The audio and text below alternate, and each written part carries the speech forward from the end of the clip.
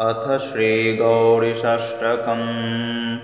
भज गौरीशं भज गौरीशं गौरीशं भज मन्दमते। जलभवदुस्तरजलधिषु तरणं ध्येयं चित्ते शिवहरचरणम्। अन्योपायं नहि सत्यं ज्ञेयं शङ्कर शङ्कर नित्यम्।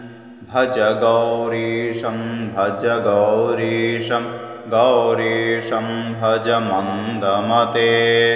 दारापत्यं क्षेत्रं वित्तं देहं गेहं सर्वमनित्यम्।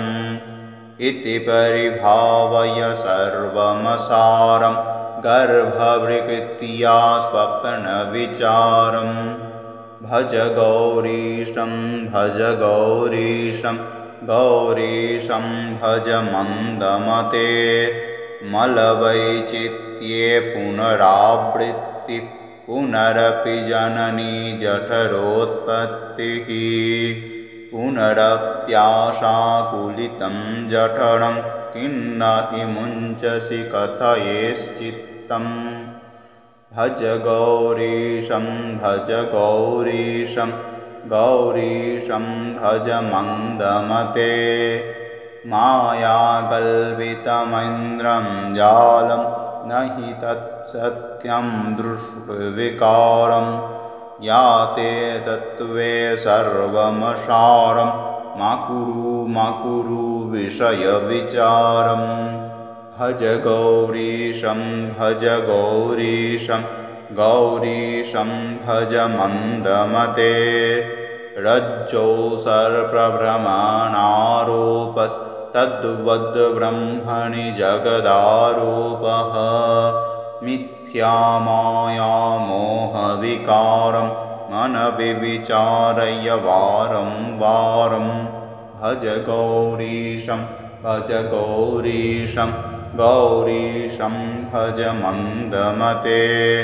अध्वरकोटिगङ्गागमनं कुरुते योगं चेन्द्रियदमनम्।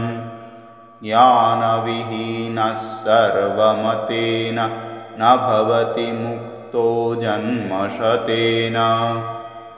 भज गौरीशं भज गौरीशं गौरीशं भज मन्दमते।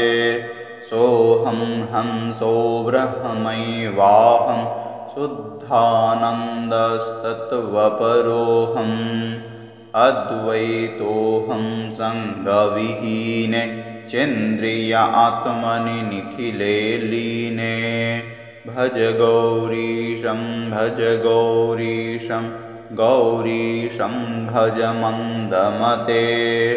शङ्कर किङ्कर मा कुरु चिन्तं चिन्तमणिना विरचितमेतत्।